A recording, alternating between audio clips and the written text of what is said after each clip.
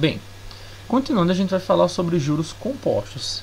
Bem, os juros compostos, diferentemente dos juros simples, ele tem aí a incidência dos juros, chamados juros sobre juros. Não sei se vocês já ouviram falar isso, seus pais reclamaram sobre isso, mas quando a gente está pagando juros sobre juros, a gente está pagando juros compostos.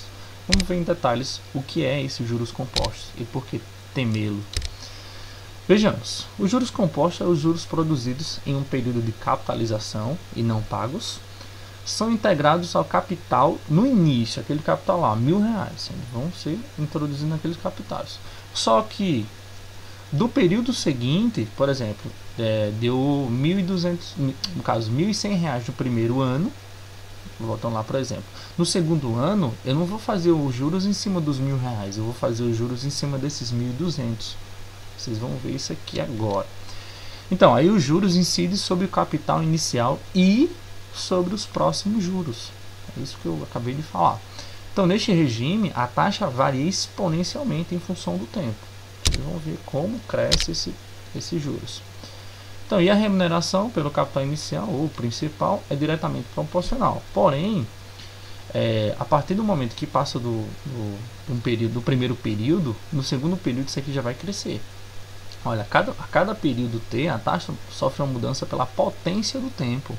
Por isso que cresce tão rapidamente. Uma potência muito maior do que simplesmente uma multiplicação. No caso, uma multiplicação simples, né? Quando a gente coloca lá um número 2 vezes 2, 4. Beleza. Mas quando a gente coloca, no caso, 2 elevado a 2, a 4. Mas quando a gente coloca 2 elevado a 3, já vai dar 8, vai duplicar. Certo? Então por isso que vai ser tão... esqueci de colocar aqui. Mas o gráfico, ele vai subir aqui, ó, bem rapidamente. A gente vai ver mais à frente. Então, a dedução aqui dos juros compostos vai ser o seguinte. Já coloquei o resultado final aqui, né? Lembrando da fórmula lá, né, do montante dos juros simples. A gente vai utilizar ela, né? Porque no primeiro período é igual. Certo? Então, para T1, ó, vejam que ela é igual. Ó, tá aqui, ó. Ela vai ser igual, ó, M1. Aqui o T igual a 1, ó. Substituir vai ser quem? M igual a C1 mais I, igual ao juros simples. Porém, agora as coisas vão mudar. Ó. Por quê? Eu vou incidir, ó, M2 vai ser M1, vai ser o montante inicial, certo? Mais uma nova taxa de juros sobre ele. Tá aqui, ó. O C aqui, ó, C1 mais 1, que é o montante inicial, tá ele aqui, vezes essa taxa aqui, que já é a segunda taxa em cima. Então, olhem só, vai ser elevado a 2, ó, a taxa de juros aqui, ó. Essa taxa de juros vai ser elevada a 2, por isso cresce tão rapidamente. E assim vai crescendo. O M3 já vai ser o que? A taxa de juros é elevada à terceira potência, o M4 à quarta potência, e assim sucessivamente, tá? Até N valores. Por isso que a gente utiliza, ó, o montante de um tempo T vai ser igual ao capital inicial, não é a banda não, tá? O capital inicial que eu utilizei, abre parênteses, 1 mais os juros, certo? A taxa de juros, fecha parênteses, é elevada a T, certo? Por isso que os juros sobre juros cresce tão rapidamente.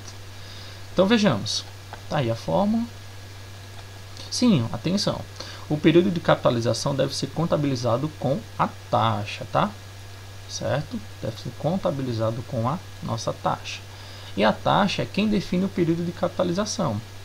Diferentemente lá quando a gente fez 2%, no caso 10% ao ano, em 2 anos, vocês vão ver aqui, então um exemplozinho. Por exemplo,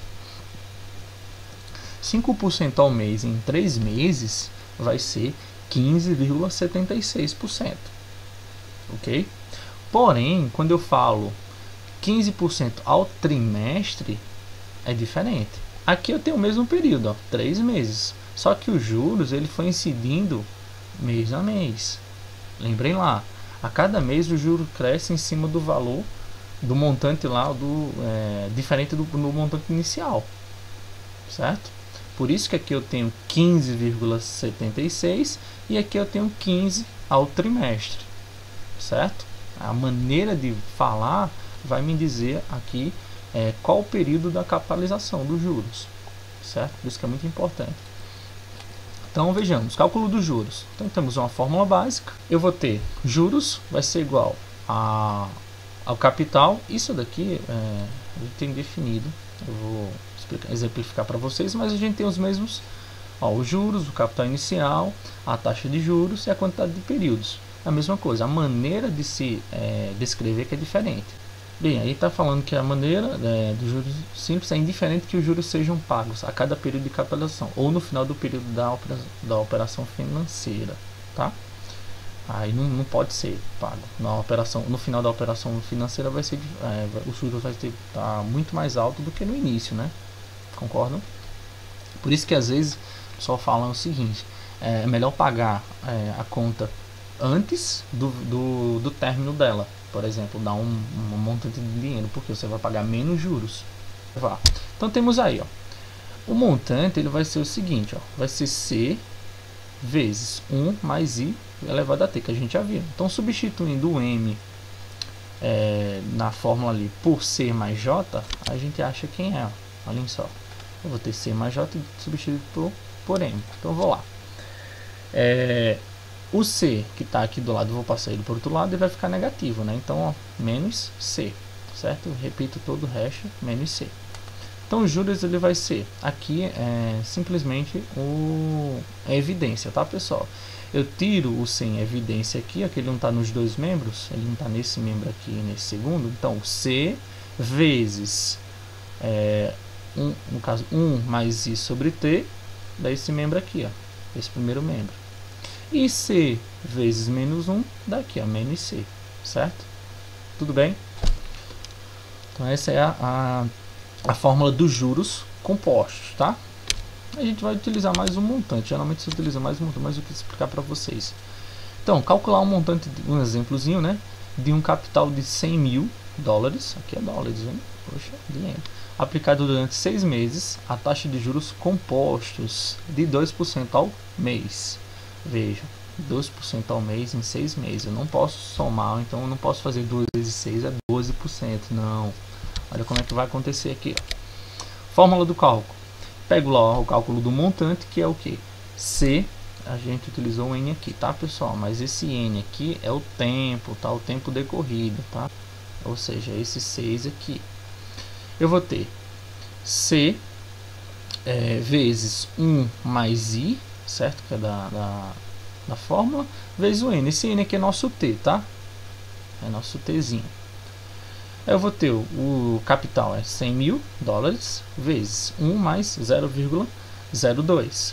0,2 é quem? 2% ao mês. Em 6 meses, quanto é que vai dar? Olhem só.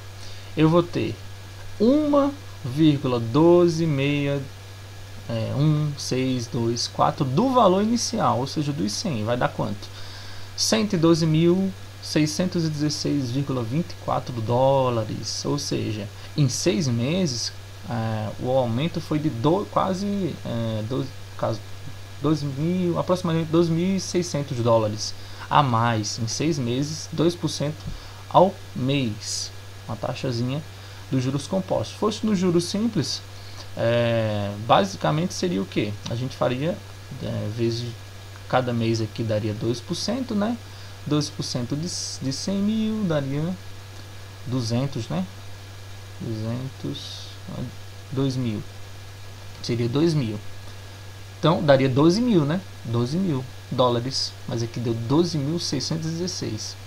A diferença de 616 dólares aí nos juros compostos. Existem 6 meses, né? Imagina um longo período. Então, continuando, temos o exemplo 2. Uma pessoa fez uma aplicação de 12 mil em um fundo de investimentos, que rende 2% ao mês. Qual é o saldo disponível em 3 meses depois? Agora ele quer o saldo disponível. Então, vamos lá. Bem, aqui, 3 meses depois, o período mudou, né?